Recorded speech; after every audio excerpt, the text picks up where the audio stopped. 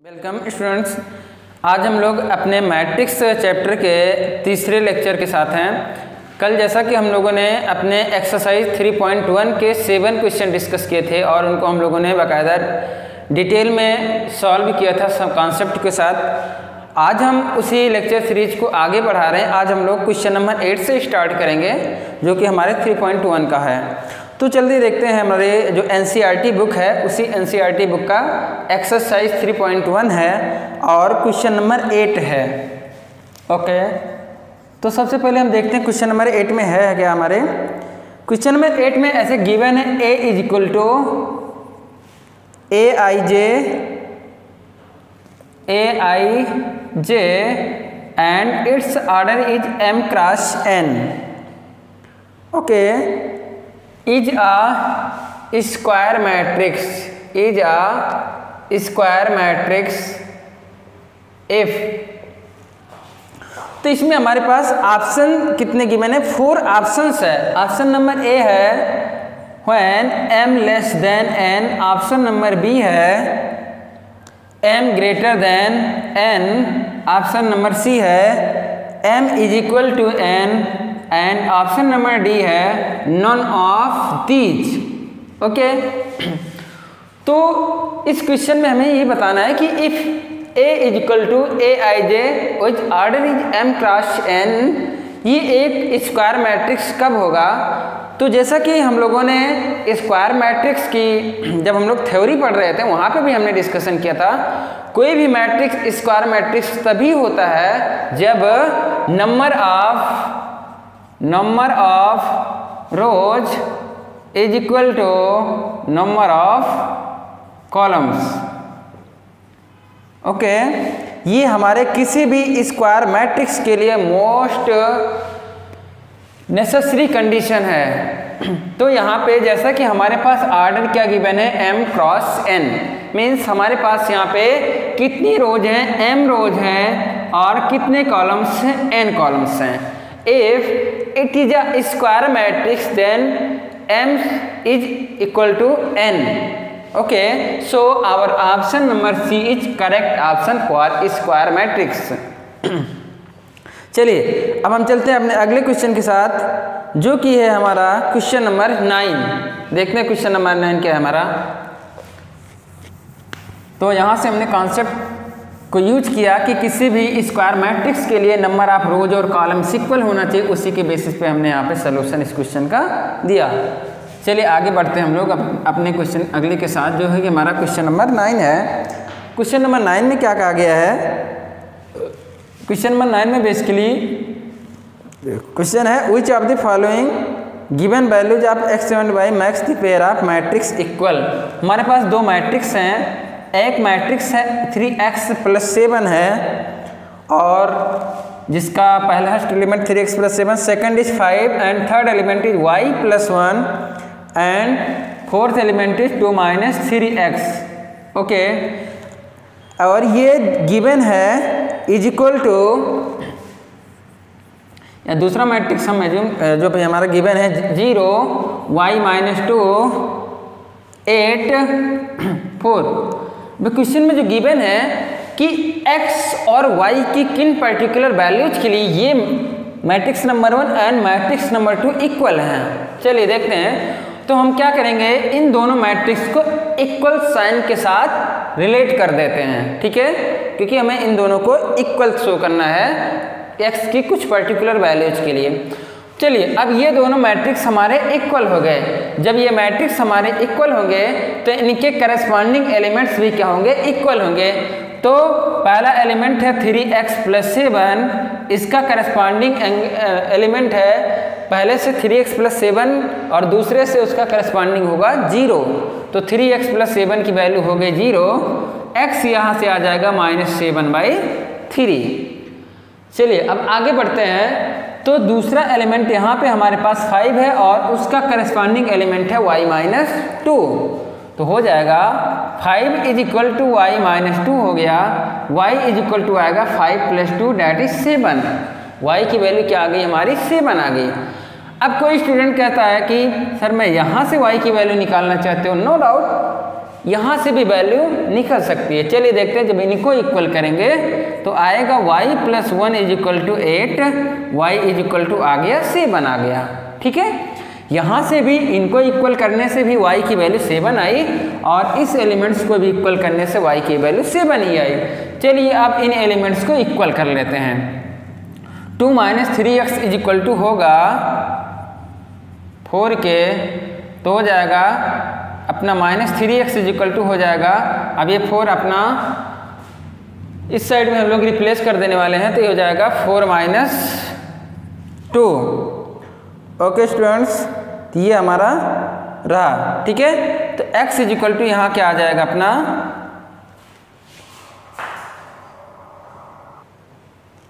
Okay students, तो यहाँ से हमारी x की वैल्यू आ जाएगी 4 - 2 that is 2 and this is -3, so value of x will be -2/3। तो चलिए हम अपने सारे कैलकुलेशन को एक जगह यहाँ पे लिख लेते हैं।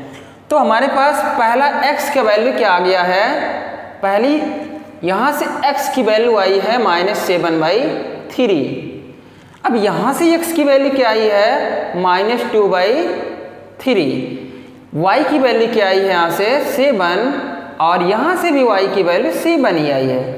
तो अगर जो हम इस कैलकुलेशन पे गौर करते हैं तो हमारे पास y की वैल्यूज तो यूनिक आई है, क्योंकि हमारे इस कैलकुलेशन से भी y 7 आया है और यहाँ के कैलकुलेशन से भी y 7 ही आया है, लेकिन x की वैल्यू हमारी क्या है, डिफरेंट्स हैं, जो कि यूनिक नहीं है। तो यूनिक ना होने की वजह से यहाँ पे क्या होगा, हमारा x की 2 वैल्यूज पॉसिबल नहीं है इस केस में। तो हमारा जो इसका आंसर होगा final can not be find, आपका ये आंसर होगा जो कि हमारा है ऑप्शन नंबर बी, जो कि एनसीईआरटी का ऑप्शन नंबर बी है, वही करेक्ट आंसर होगा।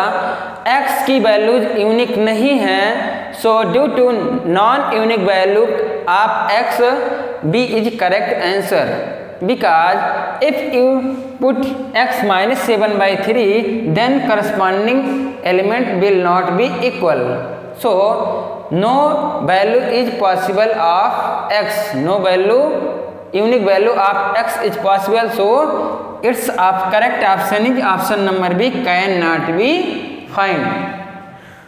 ये ध्यान रखने की बात है, दो मैट्रिसेज अगर इक्वल हैं तो हमारे पास हर एक एलिमेंट को कंपेयर करने पे जो अननोन वैल्यूज आनी चाहिए, अननोन पैरामीटर की वैल्यूज आनी चाहिए, वो वैल्यूज हमेशा यूनिक होनी चाहिए। हर एक पार्ट को कंपेयर करने पे वैल्यूज क्या होनी चाहिए, यूनिक होनी चाहिए। ठीक है, तो यहाँ पे वैल्यूज यूनिक नहीं थी, इस वजह से x की 2 वैल्यू एक्सेप्ट नहीं की जा सकती हैं और हमारा ऑप्शन नंबर बी क्या होगा, करेक्ट आंसर होगा। ठीक है, तो चलिए देखते हैं अब क्वेश्चन नंबर अपना 10 सिलेक्ट करते हैं।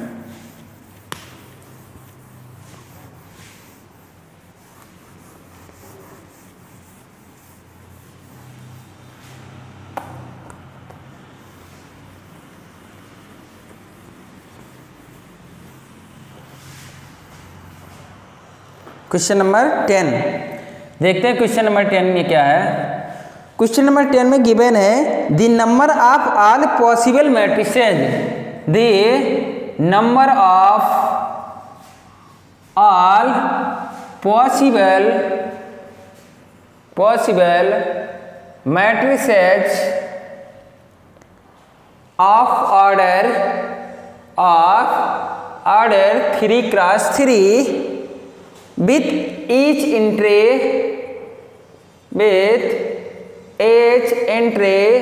0 or 1, each entry 0 or 1। ये बहुत ही अच्छा क्वेश्चन है, वेरी कॉन्सेप्चुअल क्वेश्चन है। ठीक है, तो सबसे पहले हमें यहाँ पे डिसाइड करना है, इस क्वेश्चन को बहुत अच्छे से समझने की ज़रूरत है। ठीक है, लेट कर लो हमारे पास ऐसे कोई मैट्रिक्स है जिस 3x3 ऑर्डर का है। ठीक है, अगर 3x3 ऑर्डर का है तो इसमें हम कितने एलिमेंट्स टोटल लिख सकते हैं, नंबर ऑफ एलिमेंट्स जो होंगे हमारे 3x3 मैट्रिक्स में 3 3 जा 9 एलिमेंट्स होंगे। तो total number of elements is equal to 3 into 3 that is 9 elements होंगे।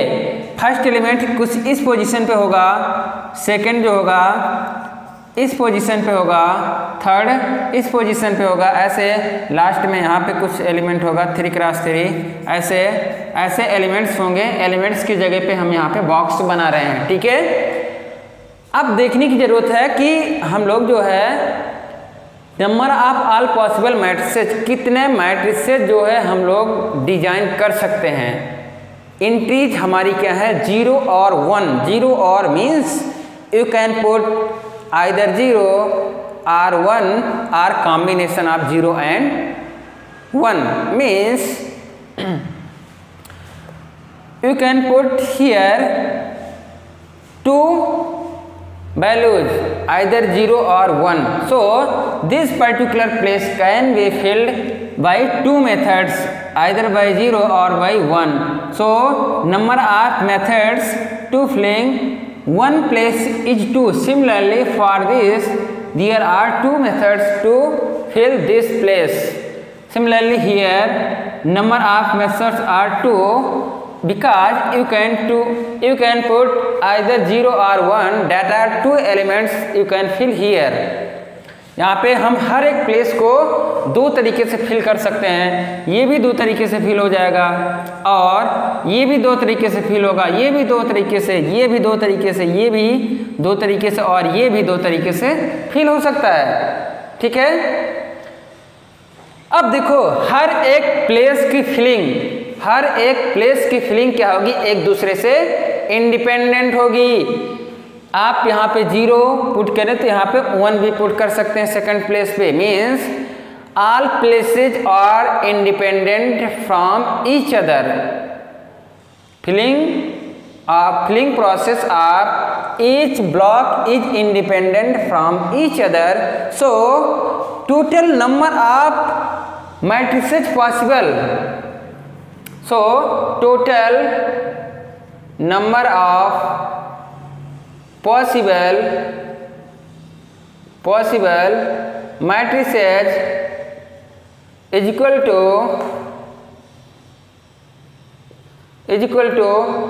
each place can be filled using two methods in two ways. So total number of possible matrices is equal to multiply 2 into 2 into 4 to this up to 9 terms, up to 9 times, multiply to 9 times, that will be 2g power 9. 2g power 9 is 512. So our correct answer will be 512 mean 512, जो कि हमारे NCERT में option number D है। NCERT में हमारे option number A में 27 given था, B में ऑप्शन गिवन है 18, सी में गिवन है 81, डी में गिवन है 512। तो हमारा करेक्ट आंसर डी होगा जो कि है 512, बिकॉज अगर हम 2 को 9 की पावर करते हैं तो हमारा क्या आता है 512 आएगा, ठीक है। तो ये इस एक अच्छा क्वेश्चन था जो कि हमारे एक्सरसाइज 3.1 में गिवन है। चलिए अब देखते हैं हम लोग कुछ अगली टॉपिक्स को जो कि हमारे मैट्रिसेस से रिलेटेड हैं। तो स्टूडेंट्स आपको अगर जो भी हमने अभी क्वेश्चंस बताए यहाँ पे, किसी भी क्वेश्चन में कोई भी तरीके का डाउट्स है, you can ask in comment section, I will be happy for helping you. So now let us turn towards next point.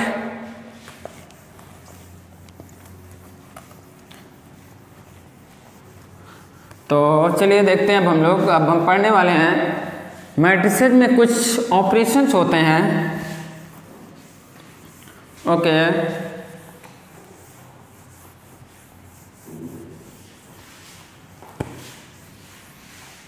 ठीक है, तो जो अपना अगला टॉपिक है वो है ऑपरेशंस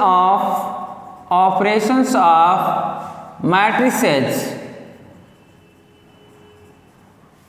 ऑपरेशन ऑफ मैट्रिसेज। अब मैं स्टूडेंट्स आप लोगों से बोलूं कि ऑपरेशन ऑफ मैट्रिसेज क्या है, तो आप यहाँ पे इसको उसी तरीके से रिलेट कर सकते हो जैसे आप दो नंबर्स का ऑपरेशन करते हो। जैसे मान लो आपके पास दो नंबर 3 और 4 हैं, तो इनकी ऑपरेशन का मतलब ये होता है आप इनको मल्टीप्लाई भी कर सकते हो, डिवाइड भी कर सकते हो, सब्ट्रैक्ट भी कर सकते हो। ओके, तो इसी तरीके से जो हमारे मैट्रिसेज हैं, दो मैट्रिसेज हों तो उनमें कौन कौन सी ऑपरेशन हम अप्लाई कर सकते हैं? Addition, subtraction, division and multiplication. Okay, तो इन सारे ऑपरेशन को हम स्टेप बाय स्टेप पढ़ने वाले हैं। ठीक है, तो चलिए हम पहले सिलेक्ट करेंगे एडिशन। हमारे पास क्या है? पहला ऑपरेशन है addition of matrices. Addition of matrices.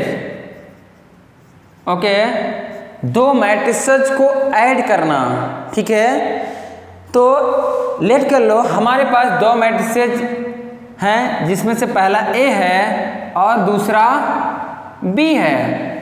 ठीक है, तो दो मैट्रिसेज को ऐड करने का सबसे पहला इसेंशियल क्राइटेरिया है कि उनके ऑर्डर्स क्या होने चाहिए? सेम होने चाहिए। So first essential criteria is that order of both matrices should equal. दो मैट्रिसेज को तभी ऐड कर सकते हैं जब उनके ऑर्डर्स एग्जैक्टली सेम हो।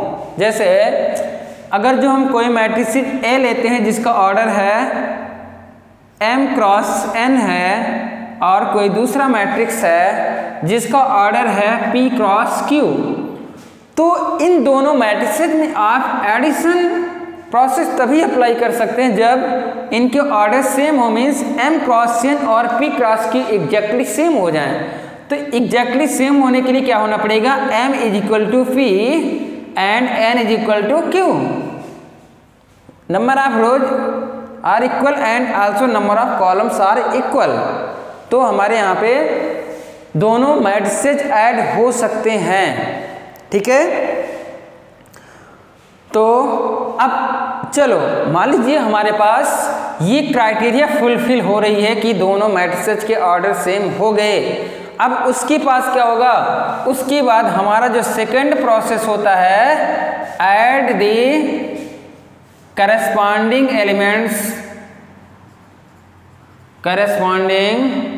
Elements of both matrices. अब हम क्या करेंगे? जो हमारे दोनों मैट्रिसेज ए और बी हैं उनके करस्पॉन्डिंग एलिमेंट्स को ऐड कर देंगे, तो जो हमारा फाइनल आंसर आएगा वही क्या होगा? Addition of matrices. ओके, चलिए ठीक है, तो इस तरीके से मैट्रिसेज का एडिशन बहुत आसानी से किया जा सकता है और हम ये भी चेक कर सकते हैं कि क्या एडिशन उन मैट्रिसेज का पॉसिबल है। अगर जो पॉसिबल है तो उनके ऑर्डर्स क्या होंगे? सेम होंगे। ठीक है, अब हम एडिशन के कुछ क्वेश्चंस अपने एक्सरसाइज नंबर 3.2 में करेंगे। वहाँ पे हम लोग एडिशन को बहुत अच्छे से एग्जाम्पल के साथ समझ जाएंगे। ठीक है, अब चलते हैं अगले ऑपरेशन के पास, जो कि है हमारा ऑपरेशन नंबर 2 और वो है subtraction.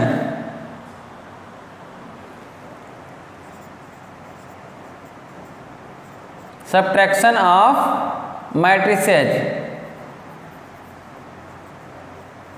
Subtraction of matrices meaning दो मैट्रिसेज को हमें सब्ट्रैक्ट करना है। कैसे करेंगे उसको? सो ऑप्शन नंबर्स, ये हमारा ऑपरेशन का सेकंड पार्ट है। तो हमें अगर जो दो मैट्रिसेज का सब्ट्रैक्शन परफॉर्म करना है तो पहले इसेंशियल कंडीशन यहाँ भी वही होती है जो कि एडिशन में होती है कि दोनों मैट्रिसेज के ऑर्डर एग्जैक्टली सेम होने चाहिए। तो मान लो हमारे पास ए m क्रॉस n का मैट्रिक्स है, b p क्रॉस q का है, तो इनके सब्ट्रैक्शन प्रोसेस को सुटेबल करने के लिए, सक्सेसफुल करने के लिए इनके ऑर्डर सेम होंगे, means m is equal to P and n is equal to Q होगा। ठीक है, उसके बाद क्या करेंगे हम लोग यहाँ पे करस्पॉन्डिंग एलिमेंट्स को क्या करेंगे, सब्ट्रैक्ट करेंगे, subtract the corresponding elements of both matrices, and after that everyone can find the subtraction result. Okay, now what's our next operation?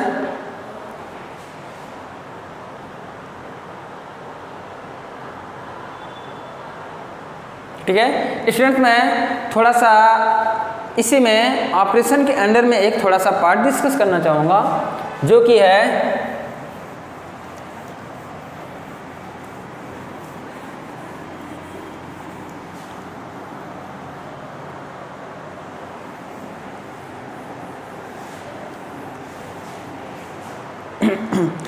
कि है हमारा सब पार्ट बोल सकते हैं इसको।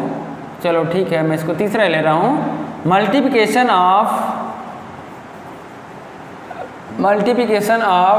Matrix bye scalar quantity.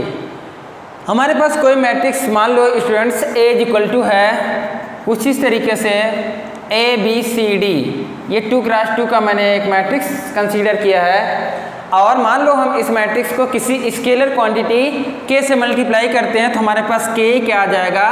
Simple सा रूल होता है, जो स्केलर क्वांटिटी है वो मैट्रिक्स के हर एक एलिमेंट में मल्टीप्लाई हो जाती है, एवरी एलिमेंट में मल्टीप्लाई हो जाएगी। तो k क्या होगा, a में भी मल्टीप्लाई हो जाएगा, k आ जाएगा, k b में होगा, k b आ जाएगा, k c में होगा, k c आ जाएगा, k d में होगा तो k d आ जाएगा। इस प्रकार से किसी भी मैट्रिक्स में किसी स्केलर क्वांटिटी से मल्टीप्लाई कर सकते हैं इजीली। ओके।